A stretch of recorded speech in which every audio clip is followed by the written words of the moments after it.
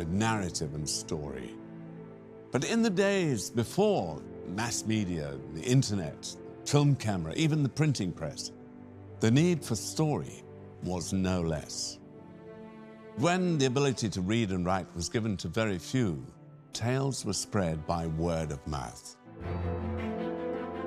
With each telling, a detail here might change, or something there might be forgotten and replaced with something new. And in this process of mutation, these stories became something else. Something not stemming from one mind or one pen, but something instead that was the product of a collective, of a particular people at a particular place and time. They became myth.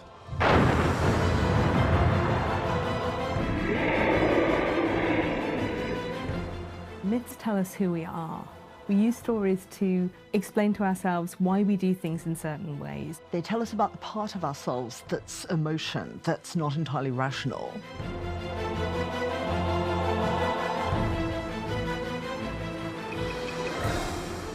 Things can happen in myths on a much grander scale. Emotions are heightened, drama is heightened. Myths tell us an awful lot about our desire for justice, the desire for truth, the desire for different sorts of virtues, and about how and why we go on journeys and what we actually do on the journey in order to return home.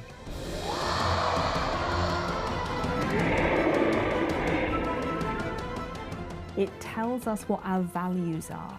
It tells us how we treat strangers, how we treat our family, how we worship the gods, what happens if we don't. They are embedded in our cultural psyche, whether we realise it or not.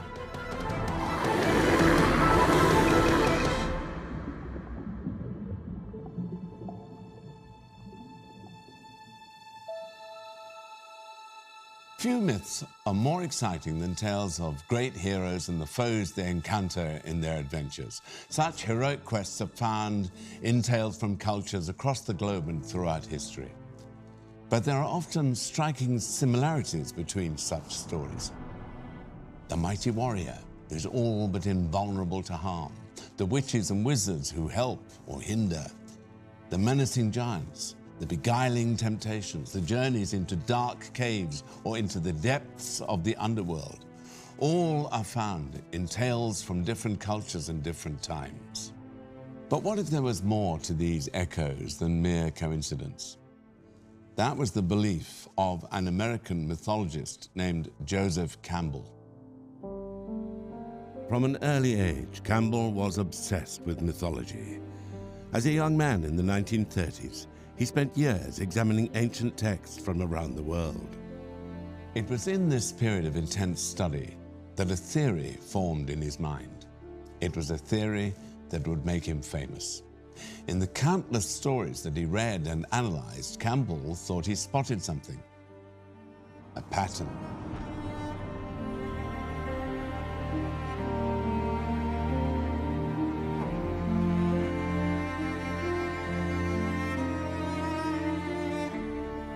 Campbell was trying to make a claim for a sort of universal human nature that can be appealed to by a certain kind of story. He laid out what he thought was the story that's common to all hero myths everywhere in the world. Campbell believed that you could read this kind of mythological quest or the hero's journey throughout all of Western mythology. As he engages with non-Western cultures, he develops this idea further until we get the book, The Hero with a Thousand Faces.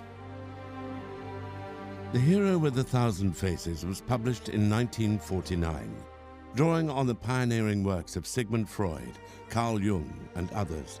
Campbell outlined the recurring stages he had identified in story after story, from culture after culture. He dubbed it the hero's journey. The Hero with a Thousand Faces became an unlikely bestseller, with a particular impact on the big screen. George Lucas, the creator of Star Wars, has credited the book with shaping his thoughts about the saga. And Luke's thrilling adventures follow almost every stage laid out by the hero's journey.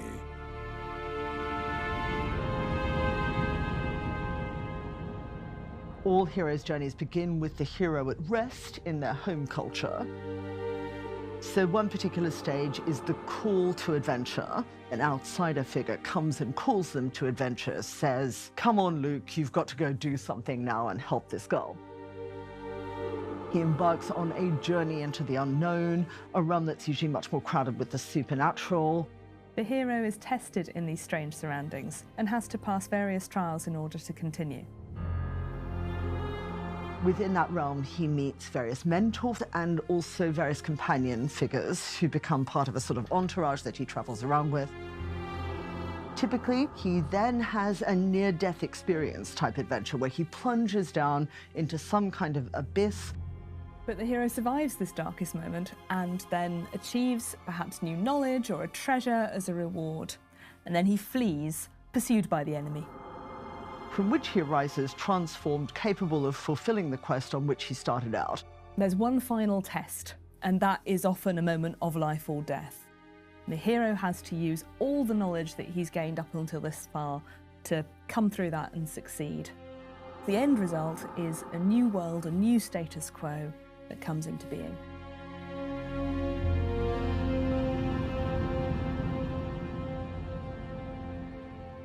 The Hero with the Thousand Faces became one of the most influential books in the 20th century.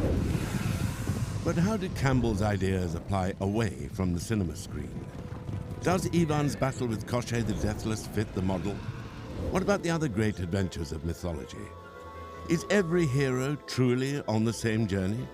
Or is Joseph Campbell's theory just another myth? We begin with Arthur, legendary king of the Britons, and the tale of the greatest quest his knights embarked upon, the quest for the Holy Grail.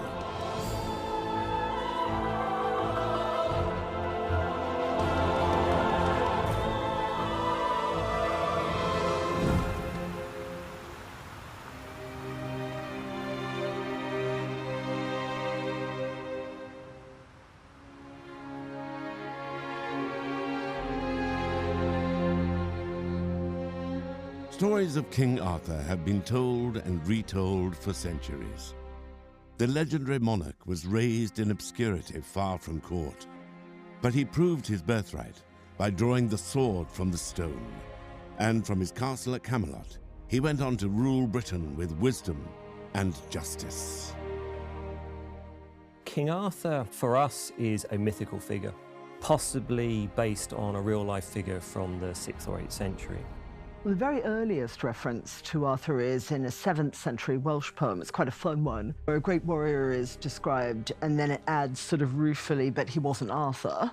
It's that he seems just to be known as a warrior. He's not really being referenced as a king. But in the 11th century, a guy called Geoffrey of Monmouth, obviously also from Wales, produces the first really sustained narrative about Arthur and the Round Table.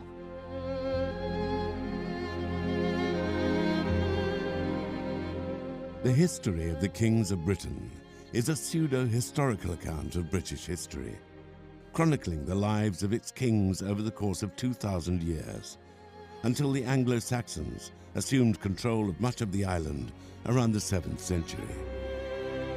The problem with the history of Britain is that it's not completely factual. It's a real patchwork of various historical facts, certainly some fiction mixed in. So it's a real melting pot of influences that Geoffrey Monmouth puts into the history of Britain. The Arthur of mythology and the wonderful Towers of Camelot stand very much, I think, for a vision of Britain that never existed, but perhaps one that a lot of people wish did exist. It has all the hallmarks of the great epic, boy born in obscurity, magical figures, battles, it has knights, it has romance, it has tragedy as well, of course, and then it has this notion at the end that the king will return. That, I think, is comforting on some level, that in England's greatest need, this epic warrior will return. So whatever you think a perfect king is, that's Arthur. What he's become is a British personification of the ideal king. And therefore that varies across different periods because people's idea of what they want from a king and what they want from a leader is historically quite variable. Arthur was a great king, but even great kings sometimes need help. So too would Ivan, in his quest to defeat Koschei the Deathless. Ivan journeyed on through forests and valleys until one day he came upon a wondrous palace hidden among the trees. As he neared its gates, he was watched from the branch of a lofty oak tree. For this was the home of the Falcon Wizard. Ivan explained his quest to him. The wizard knew of Koschei and the danger Ivan faced. He promised help if ever it was needed. Ivan continued on his quest. In the days that followed, he met an eagle wizard, then a raven wizard too. Both made the same promise to Ivan. He would need all their help to succeed in his quest and rescue the lost princess. Heroes cannot do it all alone. Sometimes they will have to rely on the wisdom and aid of others to triumph. And sometimes these helpers are in disguise, sometimes they possess magical powers, and sometimes they go on to become as famous as the heroes themselves.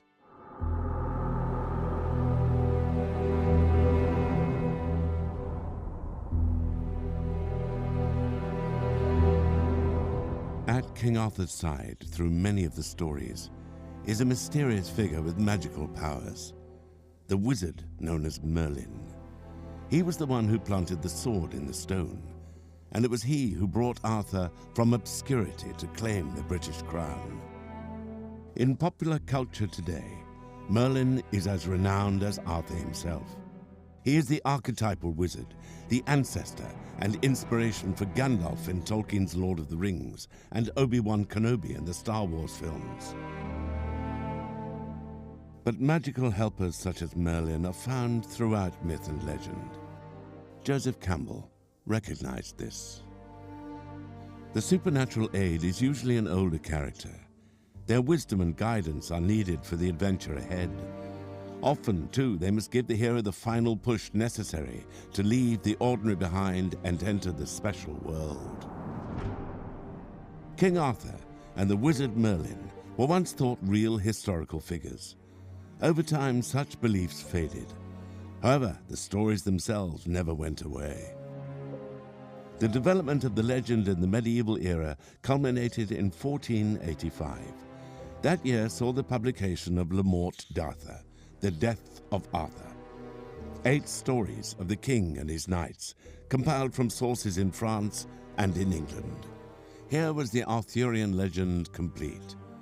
The author of the book was a man named Sir Thomas Malory.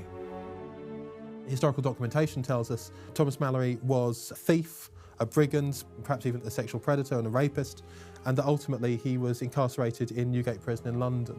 We tend to associate the Morte d'Arthur with chivalry and with a particular interest in the Knights of the Round Table as defenders of women. So at first we might go, well, wait, why would a rapist write that?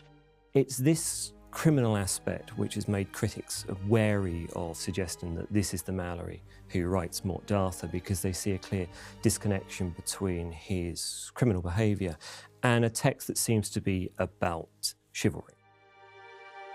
The Arthurian legends may have roots in more ancient folklore, but Malory's work is distinctly Christian. Religious symbolism saturates the text, and supernatural elements common in earlier versions are all but eliminated. In Malory's Christian Camelot, there is little room for the wizard Merlin and the pagan magic he represents. Even Arthur himself seems tainted by the association.